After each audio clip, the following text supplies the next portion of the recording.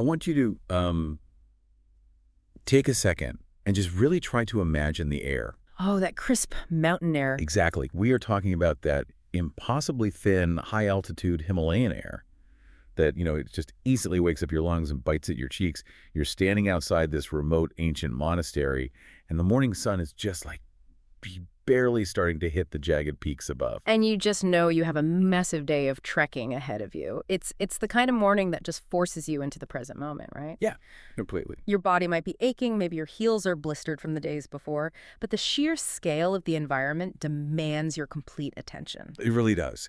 And today, we are navigating day 6 of this epic journey through the Narpu Valley. Just to ground you in the timeline, yesterday was David, alongside his trekking guide, Gautam. They pushed all the way from Poo down the valley to Kiang and finally arrived at Phedi. Right, where they spent that really serene night sleeping at the local monastery. Exactly. So today the mission is to tackle the steep, honestly punishing climb up out of Phedi and head toward the village of Nar.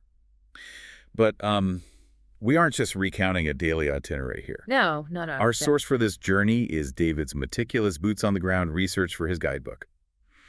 So our mission today is to figure out how the physical landscape, the seasonal ecology, and, the raw altitude dictate not just how you walk. But whether a traditional village can even survive the looming shadow of modernization. Yes, which, that becomes immediately relevant the moment they step onto the trail today. Leaving Phedi isn't some gentle morning stroll. Far from it. You are literally pulling your entire body weight up and out of a lower elevation gorge. Every single step requires mechanical intention. Just brutal on the calves. Oh, absolutely. The terrain is unforgiving. It's comprised of this loose rock and steep inclines that really test your lactic acid threshold.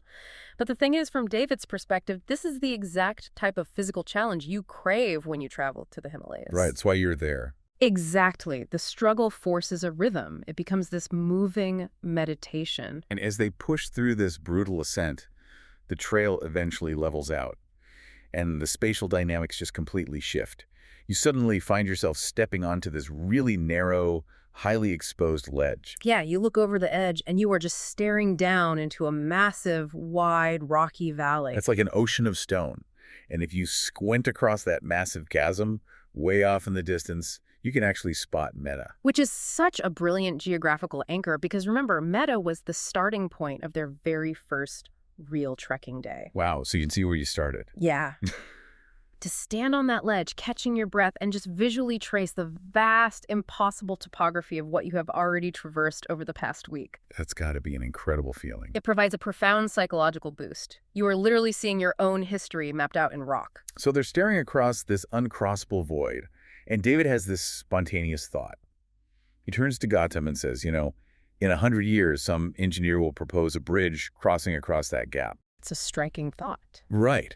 Now, at first glance, spanning that massive rocky valley sounds like pure science fiction. But think about the economic mechanism of bypass highways in rural towns back home. Oh, that's an interesting comparison. Yeah, like you have a small community that relies entirely on road trippers stopping for gas or food. A developer comes in, builds a massive multi-lane bypass to make the journey faster for the consumer. And the driving becomes smoother. But the local economy suffocates. The town loses its lifeblood. Doesn't paving over the difficult parts of a journey inevitably pave over the soul of the destination? Well, that economic mechanism is precisely what is playing out in the Himalayas right now, and the debate is incredibly complex. How so? Because the idea of an impossible bridge isn't science fiction at all. We've already seen it happen. Decades ago, the idea of a drivable road to Manang or the road stretching from Muktanath to Pokhara seemed structurally impossible. But those roads were blasted through the mountainsides anyway. And the pitch for modernization is rooted in basic human rights, right? Mm-hmm.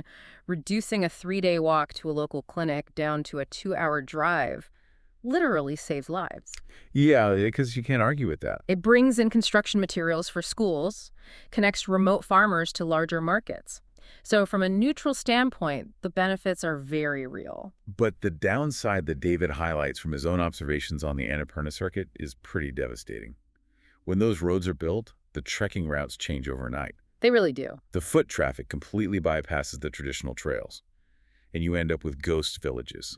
Tea houses that families poured their entire life savings into are just left abandoned. Exactly. But good as a new road if it destroys the local economy so thoroughly that the residents are forced to migrate to the cities just to survive. And furthermore, the infrastructure shifts the entire ecosystem of mountain rescue. When wealthy trekkers can simply call for a helicopter evacuation at the first sign of altitude sickness, the funding and reliance on local remote hospitals just completely dries up.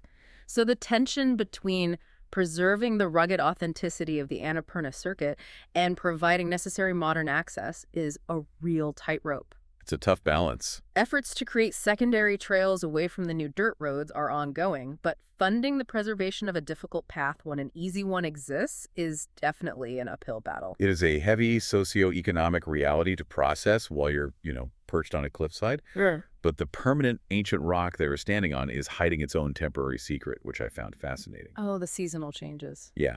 David looks out over this arid, kind of lunar, dusty landscape, and he asks Gautam if he remembers what this exact spot looked like just a few months ago during the post-monsoon season. And Gautam's face just lights up. Completely lights up. He says the post-monsoon periods is his absolute favorite because the valley is incredibly green, bursting with flowers, and the locals are growing fresh vegetables. The seasonal ecology of the Himalayas is staggering. I mean, the monsoon doesn't just make the rocks wet, it fundamentally alters the biological makeup of the region. So it's not just a little rain. No, not at all. During the dry season, the harsh winds and lack of moisture strip the topsoil. It leaves this stark, rugged desert. But the monsoon rains activate dormant seeds buried deep in the crevices. That's wild. The humidity gets trapped in the valleys, creating a temporary, lush microclimate. The visual contrast is so extreme, it genuinely feels like visiting two different planets. I mean, I understand that plants grow when it rains, sure. But is it really worth completely altering how you plan a trip?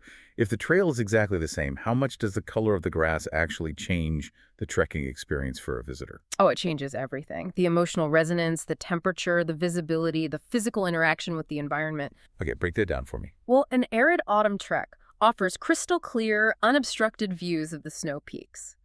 But you are dealing with biting dust and dry, freezing air, whereas a post-monsoon trek surrounds you with vibrant life, warmer temperatures, and fresh local produce at the tea houses.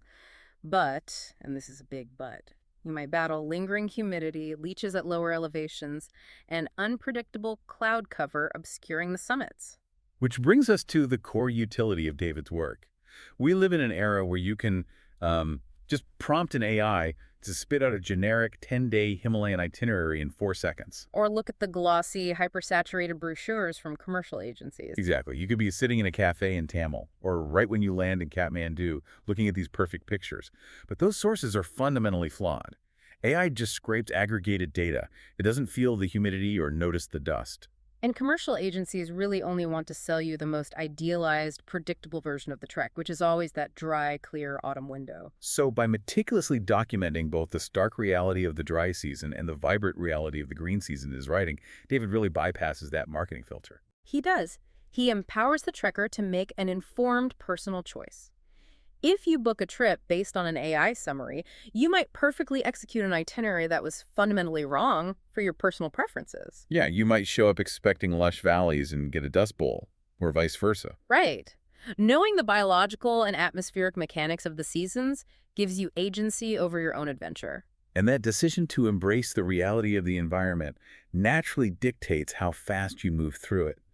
You cannot absorb that nuance if you're sprinting. Which is why their choice of resting for lunch today is so deliberate. Right, they pull over for a light-packed meal in the shelter of this large chorten surrounded by intricate mani walls. Resting by a chorten, which, for those who don't know, is a traditional Tibetan Buddhist shrine that often marks high passes or village boundaries, it's deeply symbolic. It really grounds the experience. You are sitting against stones where travelers and monks have literally carved mantras into the rock for centuries.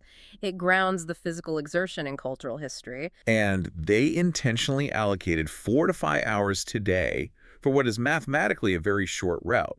Nar is relatively close. Yeah. They could have easily pushed the pace to arrive earlier. But they don't. They don't. It reinforces a critical rule of high-altitude environments. The objective is not just to survive the distance, but to experience it. Rushing blinds you to the details. And as they sit there, looking toward their destination, the details of the village's name reveal this fascinating linguistic history. Oh, I love this part. The word Nar comes from the local Narpa dialect word Nar, or Na, right? Yes, which translates to the Himalayan blue sheep. The village of the blue sheep. Exactly. The identity of this entire settlement is inextricably tied to the wildlife of the surrounding peaks. And this isn't just modern folklore either. No. No, when the famous explorer Bill Tillman passed through this region in 1950, he formally recorded the settlement as Nargan, which literally means the village of the blue sheep. That's amazing. This observation is corroborated by deep academic literature, including the Kailash Journal of Himalayan Studies. I mean, I love a good historical linguistic connection, but there is a glaring contradiction in David's notes here. The animals themselves. Yeah. He points out that you arrive at the village of the blue sheep, you look around the slopes, and there are basically no sheep to be found. No. The entire area is dominated by grazing yaks and horses. So is this just a case of an ancient name outliving the actual animal population, or is there a specific reason the blue sheep are missing? Well, the blue sheep haven't disappeared. They have simply moved to higher crags to avoid the domestic herds. Ah, okay. But the dominance of yaks and horses that David observes is governed by a strict rotational grazing mechanic. And it's dictated by the exact seasonal rainfall we were just discussing. The livestock population in Nar is entirely fluid. Walk us through the mechanics of that rotation. Because if the village relies on these animals for transport and agriculture, they can't just let them wander off at random. Right. It is a highly orchestrated system of survival. During the harsh dry season, when the high-altitude vegetation dies off, the yaks are brought down to the lower slopes surrounding the village. To graze on whatever's left. Exactly. Whatever tough, fibrous scrub remains. However, when the green season arrives and the monsoon rains create those temporary nutrient-rich meadows, the grazing hierarchy flips. Oh, I see. The horses, which require higher quality forage, are brought into those temporary pastures. So to prevent overgrazing, the yaks are essentially evicted. Driven higher up the mountains, yes. Yaks are biologically designed to handle extreme cold and sparse food, so they're pushed into the high alpine zones to graze, leaving the vulnerable green season meadows for the horses. That makes perfect sense. Therefore, the visual makeup of the village's livestock completely transforms depending on the month you arrive. It is a brilliant, synchronized agricultural dance dictated by the shifting climate. Wow. So after unpacking all of that over lunch, they finally make the final push into Nar. They walk up to the local tea house, and they are immediately greeted by these massive, genuine smiles from the locals. Oh, the hospitality is unmatched. And those smiles grow exponentially wider when David and Gautam make their announcement. They're not just passing through for a quick meal, they are booking beds for 2 full nights. Now, taking a second night at the same tea house is a strategic decision, but it's one that often confuses novice trekkers, particularly those accustomed to aggressive, fast-paced Western travel itineraries. Yeah, I can hear the pushback from the audience already. If your legs feel strong, you aren't sick, and you have daylight left, why on earth would you intentionally burn 24 hours sitting in a village? Like, why force a second acclimatization day when you feel fine? Because feeling fine at a lower altitude is a biological illusion? An illusion. Yes. To view acclimatization as wasted time is to fundamentally misunderstand atmospheric physics and human physiology. Let's look at the mathematical reality of their elevation profile. Okay, let's do the math. Last night, they slept at the Phedi monastery, which sits at roughly 3,500 meters. Today, by arriving at the tea house in Nar, they have climbed over the 4,000-meter threshold. Okay, so the air is noticeably thinner, but 4,000 meters is still manageable for an experienced trekker. Yeah. The danger isn't really where they are sleeping tonight, is it? It's the massive wall they have to climb the day after tomorrow. The Kangla Pass. Right. The Kangla Pass sits at an imposing, brutal altitude of over 5,000 meters. Wow. Climbing from 4,000 meters to 5,000 meters isn't just a 1,000-meter hike. It is crossing a critical physiological threshold where the barometric pressure drops so significantly that each breath contains just a fraction of the oxygen you would get at sea level. So taking an extra day at 4,000 meters isn't about resting your calf muscles. It's like installing a larger carburetor in a car engine before trying to drive up a steep mountain. Mm-hmm. You are intentionally stalling your progress to force your body to alter its own chemistry, right? Right. That is a highly accurate way to visualize it. So the extra night in Nar is really a vital biological investment. It ensures that when they do face the grueling ascent of the Kangla Pass, their bodies are optimized to handle the stress. It makes the crossing infinitely safer and, crucially, much more enjoyable. Yeah, you want to actually enjoy it. Plus, beyond the biology, having a forced pause allows David the time to execute his actual job. He gets a full day tomorrow to thoroughly explore the village, observe the architectural and cultural details, and evaluate whether Nar holds up as a standalone destination compared to their experiences back in Pooh. Which leaves us with this incredible sense of anticipation for what tomorrow is going to bring. Oh, absolutely. The boots get a slight reprieve from climbing, but the exploration deepens. We're going to spend the entire day navigating the narrow stone alleyways of Nar. We will see if the village of the Blue Sheep can capture the imagination the same way the lower valleys did. And simmering underneath it all will be the quiet, tense preparation for the ultimate test. Right, the looming frozen shadow of the Kangla Pass. It is the necessary calm before a monumental physical storm.